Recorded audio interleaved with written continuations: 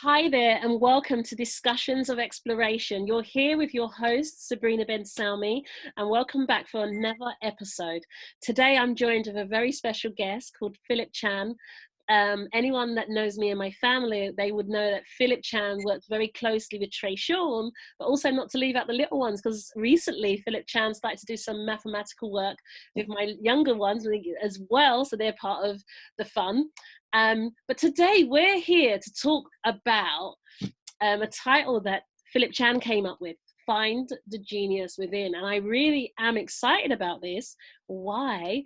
Because I'm going to provide a platform for Philip to talk about the stuff that he does behind the scenes. A lot of his elite coaching and mentoring takes place under the radar, and Philip's going to share with you some key aspects that he does with regards to entrepreneurs, successful business owners, and even just individuals embarking on that dream, the desire that they've always wanted to share but not quite sure where to get started.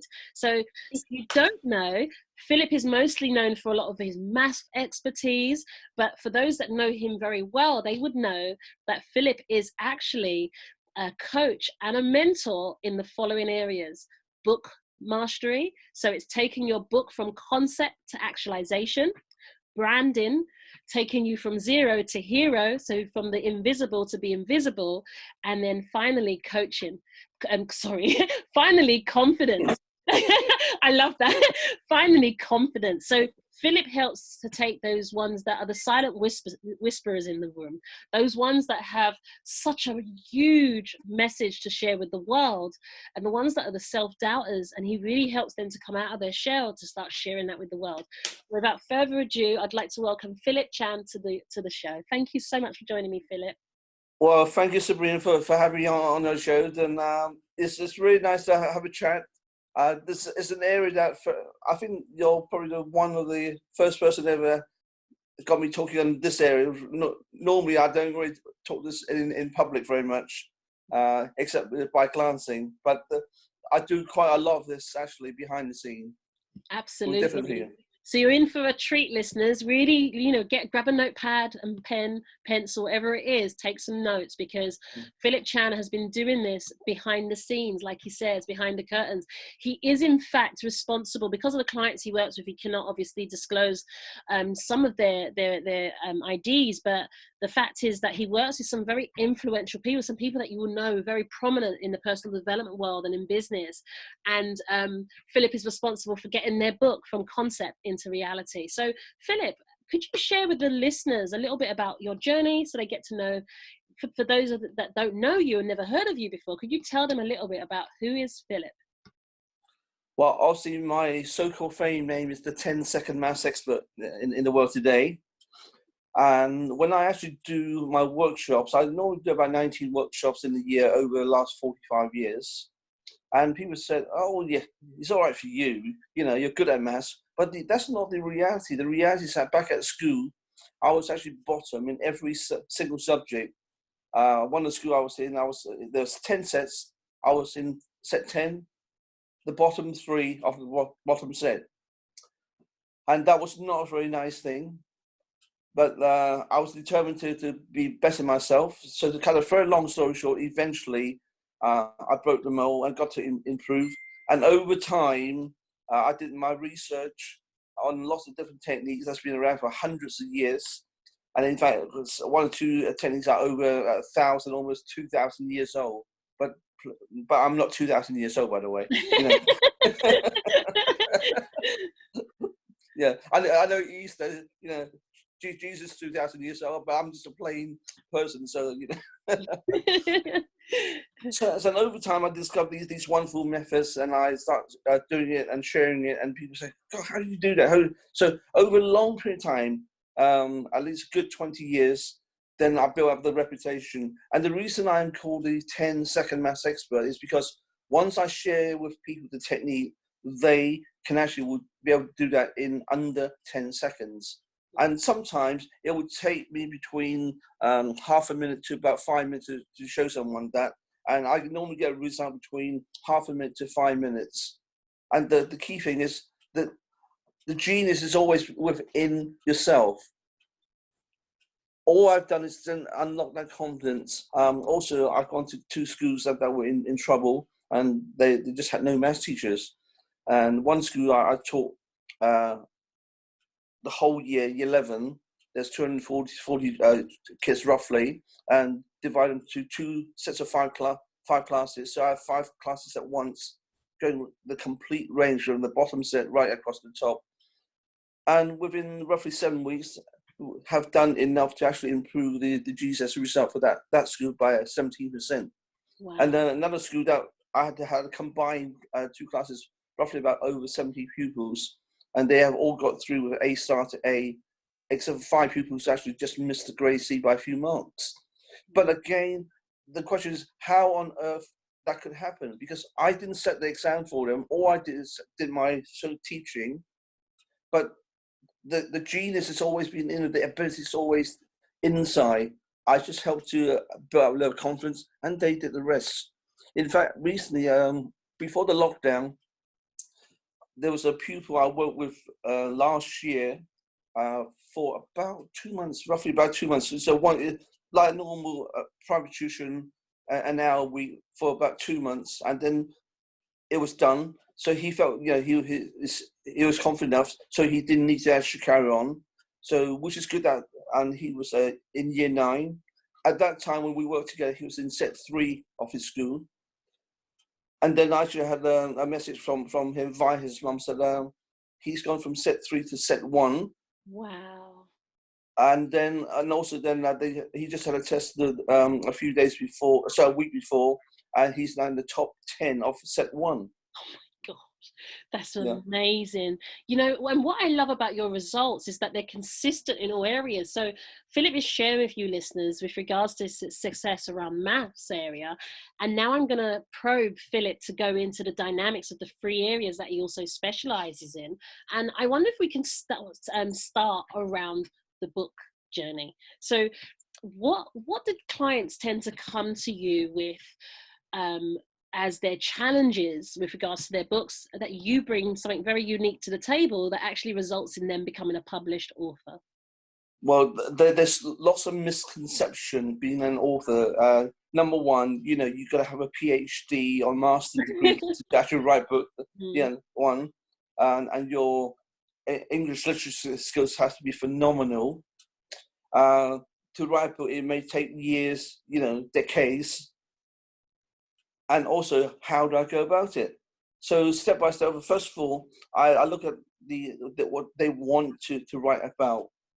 So the first question I ask, first of all, is there an audience for this? Because if there isn't an audience, then you could be the most fantastic book in the world, and therefore, you have an audience of 1. True. So first of all, we need to establish, and what is the book is about, and what is the benefit? Because people don't buy books for you. They buy books for them. So does it serve a purpose? So I ask the questions first.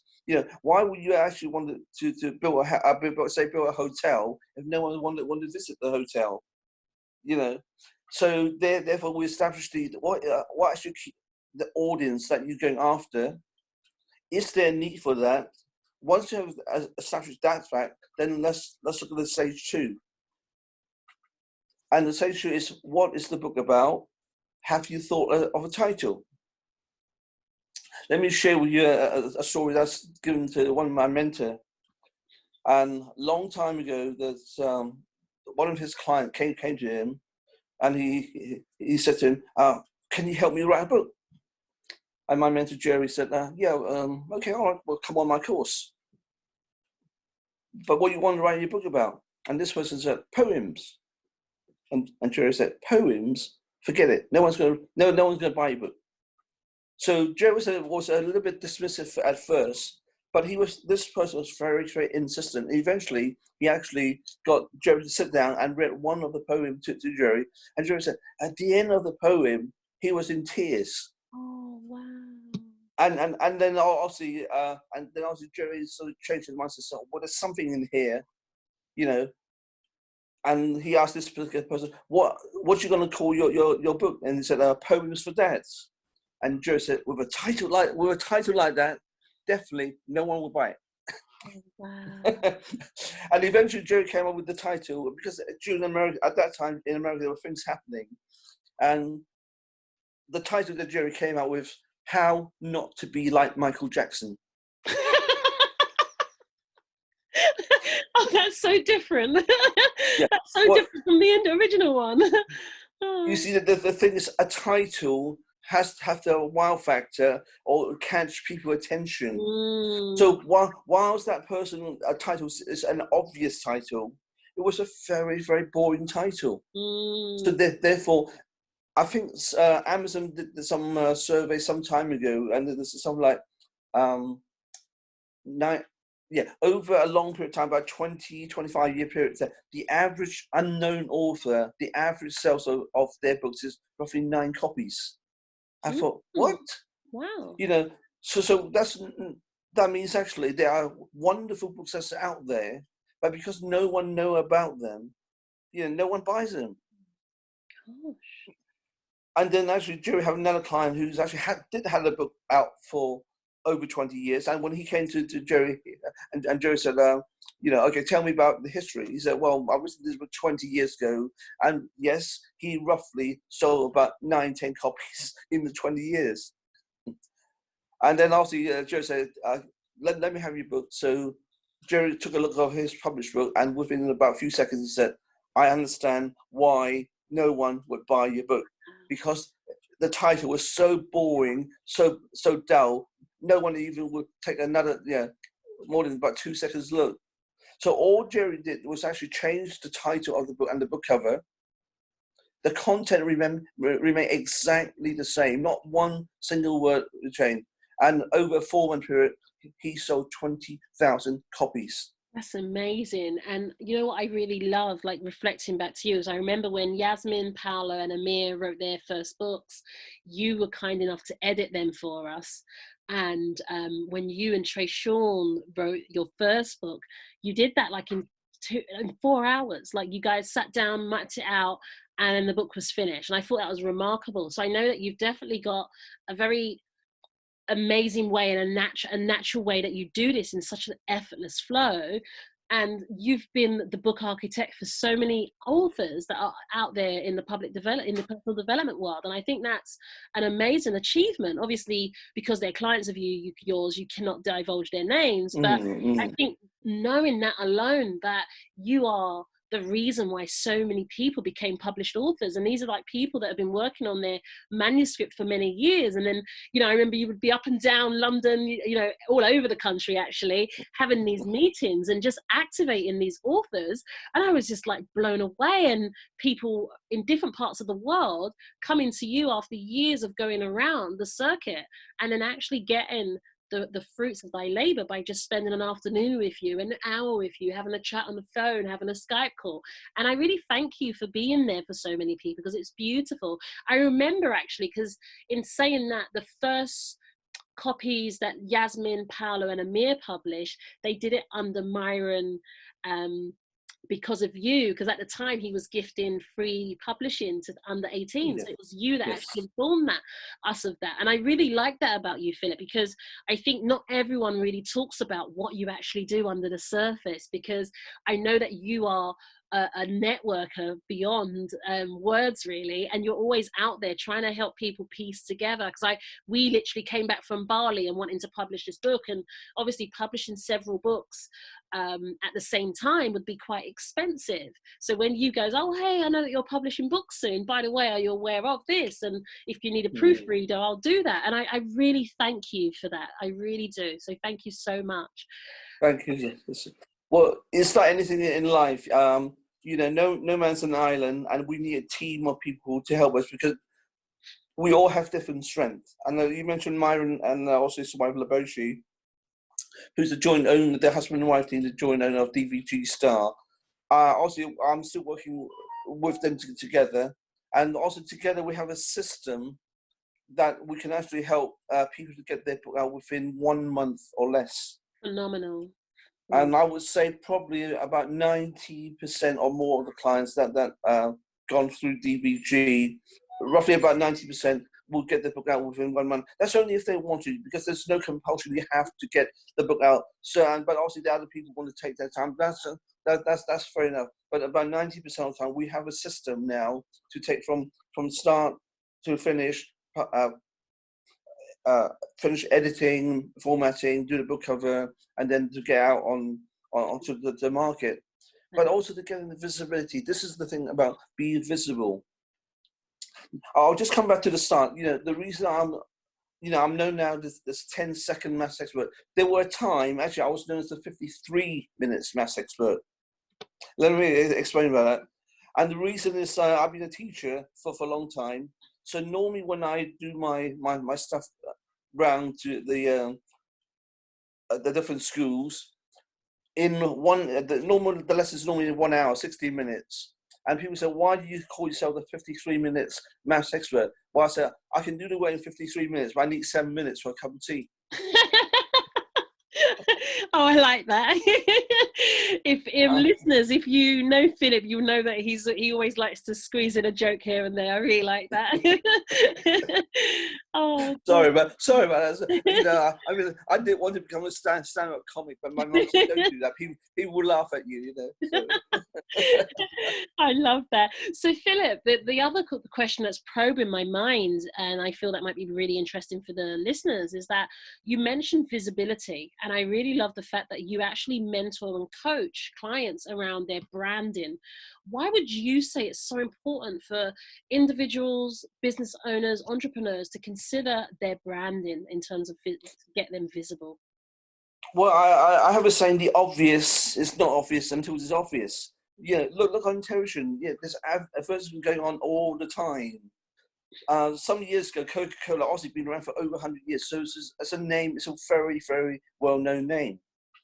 And in this country, they spend roughly about over £2 million per day on advertising in the UK.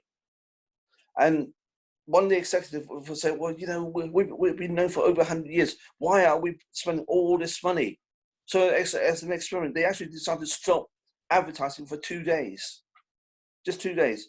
And within those 2 days, the sales dropped down by 60%. Oh. And the moment they actually, they went, and the moment they advertised, they went back up again. Now, also, a couple of other very big companies did the same thing. That been around for a long, long time, and obviously spending an incredible amount of money on advertising. And some of the bosses ask the same question. We're so well known.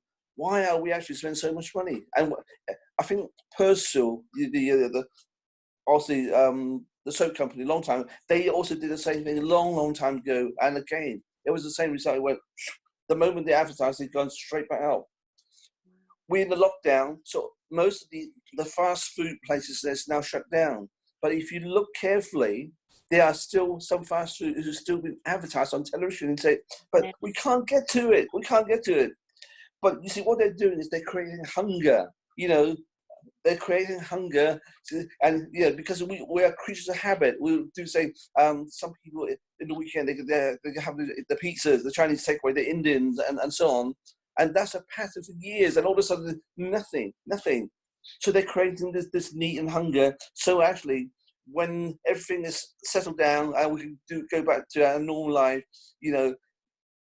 people can go crazy over the fast food, because they created a hunger. It's almost people who smoke and they stop smoking. There's a craving for it. So these are very psychological things they're doing. In the same way, that may be the negative side, but on the positive side, for you to be visible, so people can find you. So as I said, my fame name was 53 minutes maths expert. But after a while, one of my mentors said, that's okay for the past, but times have changed. People want it now. So you're a bit out of date. So therefore, I had to sit down and say, well, what do I actually do?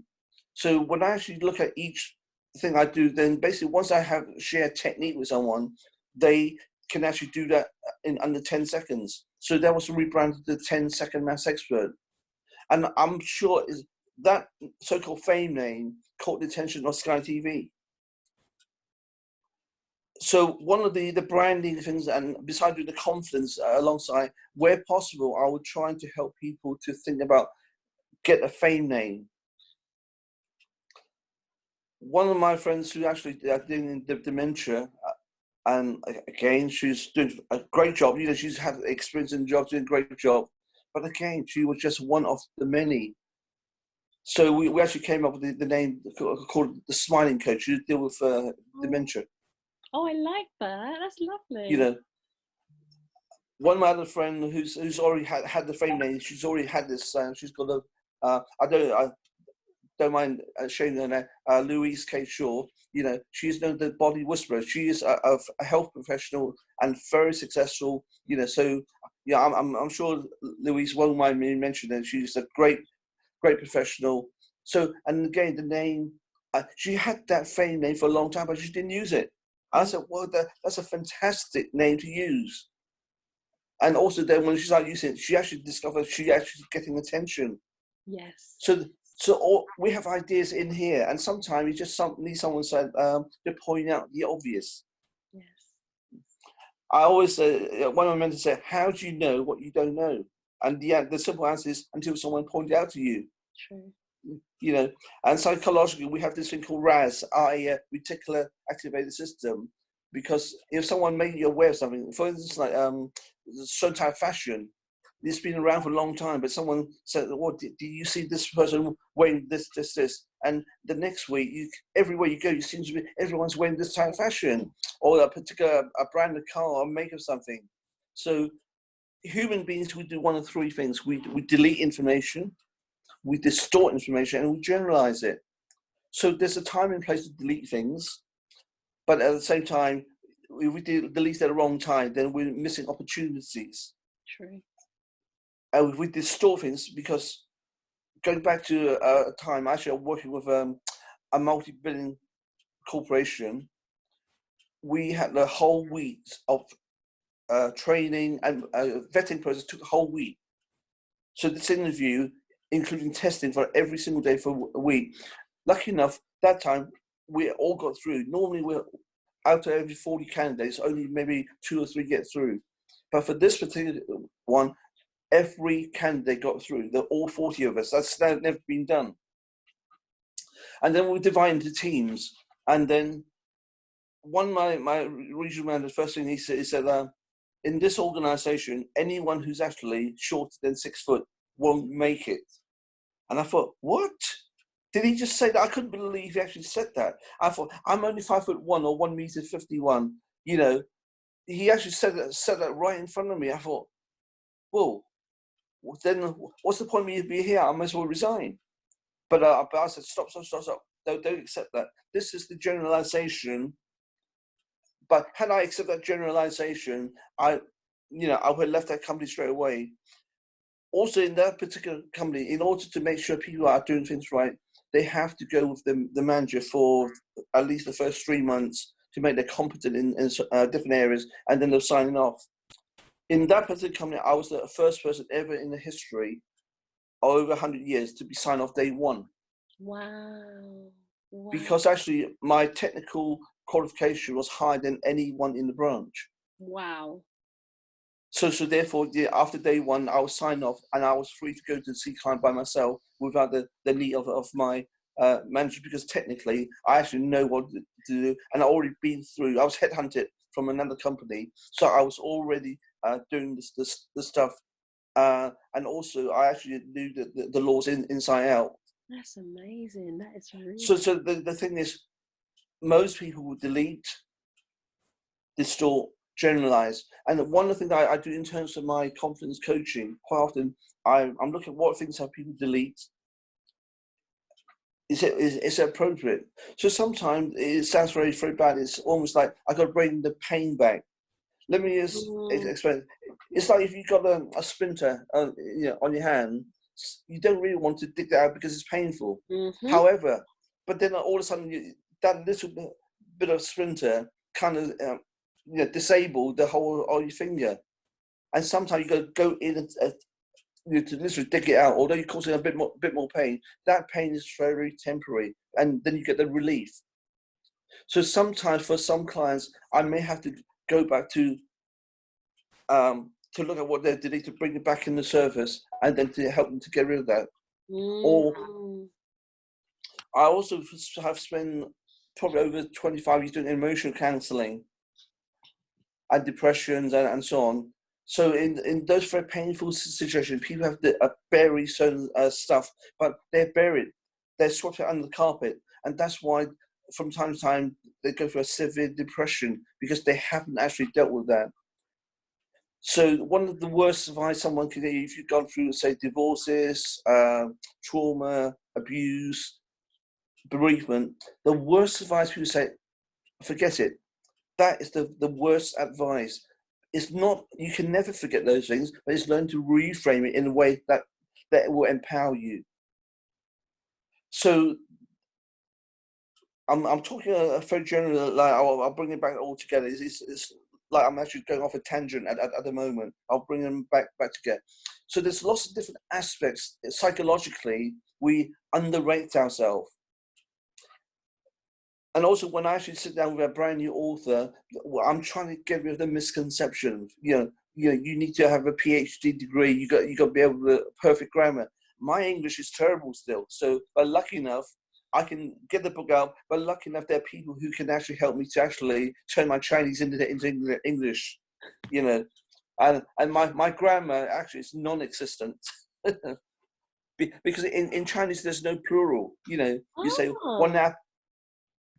So it's one apple, two apples, three apples. But in Chinese, it's one apple, two apple, three apple.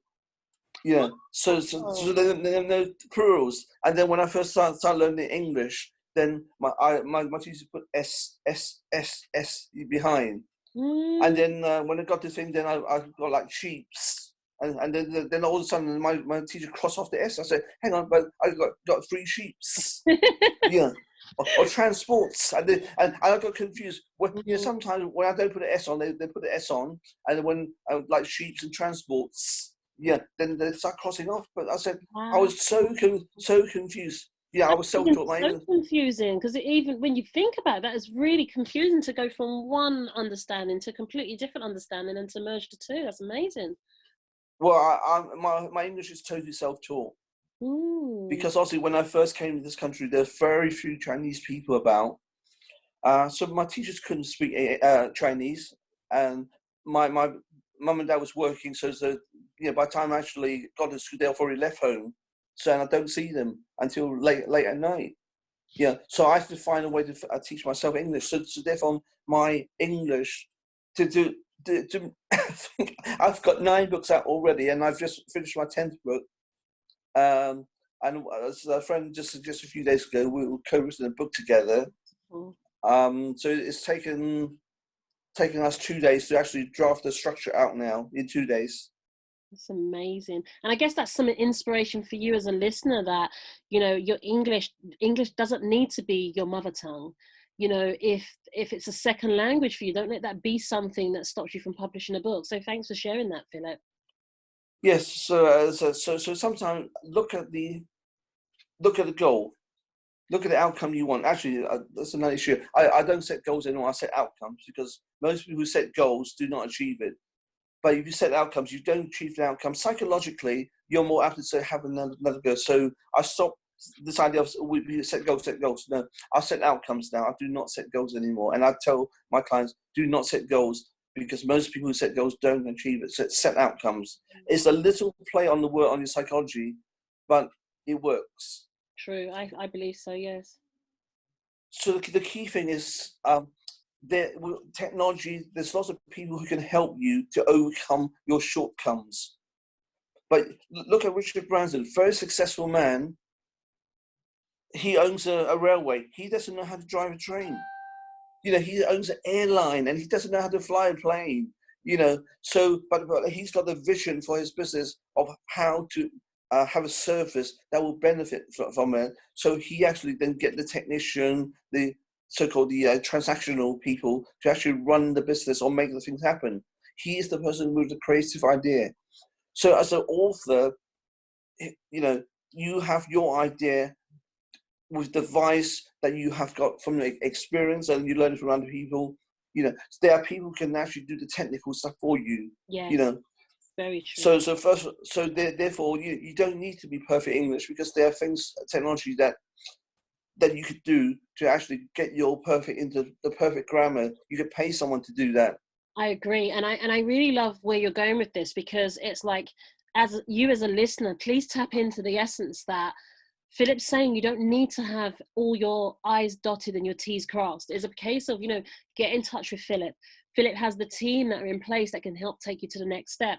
And this is why I love coaching and mentoring. What would you say are your views around coaching and mentoring? Like, for me personally, I believe that life without coaching and mentoring is the difference between actually taking the concept from thought into a tangible product or service. What would you share around that, Philip? Like, why should the listener really be mindful of, like, how can I get a coach in my life, and what's the difference? Well, my first attempt at writing a book was over 40 years ago. I got to, and in those days, there's no computers. I was handwritten them. I've got to chapter 1, and it's taken 40 years to get to chapter 2. And I thought, at this rate, I wanted to write 10 chapters. If I do one chapter, 40 years in one chapter, I'm going to have to be about 400 years old before I actually finish my book. So that was not, very satisfactory. Then I went on a course to get some ideas, and I thought, wow, and the person who actually helped me to actually blew away my misconceptions. That's amazing. So I actually paid this person quite a lot of money to get my first book, and which is good. It's great, got me started. Then I discover other people, because it's coming back to the RAS. When someone makes you aware of something, all of a sudden you start looking for things that's been around all the time, you never actually noticed before. Yeah. And I discovered there were things that I could have done for myself at no cost, or literally at a fraction of cost, instead of paying this person. However, it was important. That particular got me off step 1. My first book, it's okay, I got it out, but it didn't really get anywhere. And again, it was my luck to have to actually come across Myron and Leboshi, and with their help, my book 2 to 8 become the #1 bestseller. Yeah. Within 5 days of publishing. Every one after that. So therefore, again, I needed the help of someone who actually could give me the visibility and the marketing, which I had no idea up to that time. Obviously, I have a lot more knowledge about marketing and also about branding. I'm just thinking, there's just over 2 years ago, a lady came to me and asked me for help with her book. We sat down in London. Our first meeting took more or less to the minute 3 hours. We started at 12 noon and we finished at 3. In that time, I nailed the title for her, and she actually came up with a better subtitle than I did. My subtitle was good. And then she came back and had a better subtitle. I thought, wow. Yeah. To cut a long story short, she now have got her own publishing company, and her book actually, it will be shortly, hopefully, be actually made into a movie. Oh wow, that's amazing! So the transformation of actually getting that first book out has now opened so many doors you never even dream of. And there was another friend who actually have published her book recently, probably about 6 months ago. She's now going to write her second book. She's now going to be developing a charity of her own. Oh wow! And there's another friend who's actually written a book, and in fact, actually her first book, well, she was written the book, but she had the event, and she said, I would love to actually get that book to this particular event, and the event was actually 4 days away. Wow, that's amazing. So with the help of Myron and Leboshi, we actually got her book out in 4 days. That's amazing, absolutely amazing. So you see, and then go ahead, Philip. Sorry. And then she's then written her second book, which actually the second book took 2 years. Wow. Yeah. However, but it wasn't the time, because again, it's not a race. Exactly. What's the benefit of the book to people? Exactly. And actually, when she had a launch there, she actually had a launch at just round the corner from the Bank of England, and she had a number of very famous celebrity coming to actually her book launch. That's amazing. That is amazing. See, I really love the wonderful work that you do to facilitate the success of so many people from all walks of life. And I love the fact that the book meant different things to different people at different times. So as a listener, I want you to understand is that it's not a case of, okay, but I'm writing a book in this area. It doesn't matter what book journey you're going to go on. Philip has the expertise and the team to support him to help you take it from concept to reality. And the same goes for your branding and confidence. Philip, it's actually been a delight talking to you. Is there anything in particular that you wanted to leave as a departing message for the listeners, or something that you wanted to kind of share just before we close? Well, I say one thing that, I also work with singers, fashion models, actresses, and so on. And I did have to mention this young lady, Katie Blackwell. We met out about just over a year ago with her mum. The first time I talked to her, she was so shy. All I saw was basically there, and she wouldn't look at me, she wouldn't speak to me. But thanks to the encouragement of her mum, just like yourself, you encourage your kids. You're giving your platform for your kids to let the genius to shine. And it doesn't matter where you're as a parent. People say, I'm not good at this. Don't worry about that. Don't stop your kids. Just encourage them. Yeah. So, and Carol, you've been amazing. She is the strength for Katie, and she gave that confidence. And now Katie has, for the last 6 months, been singing everywhere. Yeah. She had a record release by a company in West Hollywood. And I believe then that within a very short time that the release was in Japan, and she had over 100,000 hit in one day. Wow. And so the Katie is now a different, she's more confident, and she's doing fantastic as well. Wonderful. And also there's another friend, Ali Robinson. She's given her daughter Faith Louise Garner the thing, and Faith actually won the Factor Essex about before last year, and she's gone from strength to strength. And there's other parents who I've known. They may not be good at a particular thing, but because they gave the confidence there, and also then they start directing them to the mentors and so on, and that would speed up the success progress. So therefore, find yourself a mentor. You can find me on Facebook under my name, Philip Chan with 1L, or also from our joint website, the 10 Seconds to Child Genius website. And also then my other thing is www.jetsetlearning.com. So then you can actually get me or PM me if you need my help. So my clients, we tend to do that privately. And I have my longest distance, the longest kind I've actually I mentored to is a young lady in South America, and she is the daughter of a very, very famous person, which I cannot disclose that. And we've been working together for 5 years now. Amazing. That is absolutely amazing. And I guess that's to add to the list. So although the services that Philip does provide is around book mentoring and coaching, branding and confidence, the whole essence of a professional connections, that's a big part of what you do, Philip. I know that you do that a lot for a lot of people, just that interconnection. So I would highly recommend that you reach out and connect with Philip. So it may not be a case that you want to go on a course with him for, either of those three topics. It may just be a case that you may wish to invest in his professional connection packages, whereby he can help to take your business or yourself to the next level by having that key introduction to a key person or key business of influence that you've been seeking out for a long time. Philip, I really thank you. And you touched on something. So yeah, my son, Trayshawn, who's 15, he and Philip have come together to set up 10 Seconds to Child Genius. And I understand that you've put together some materials for online math training with a workbook for children at home, because obviously the whole world is at home at the moment. So listeners, there are several facets as to why you need to connect with Philip for a plethora of reasons, be that you're a parent, be it that you're an entrepreneur, a single person, a business person, a career person. Philip has the expertise to take you from where you are to where you desire to be. So from me, thank you so much for choosing to join us on this episode. And Philip, thank you so much for agreeing to allow me to interview you on this platform. Well, thank you so much, Sabrina, for allowing me on, and I hope some of the information will help the listeners. So thank you so much. Thank you. Thank you. You take care.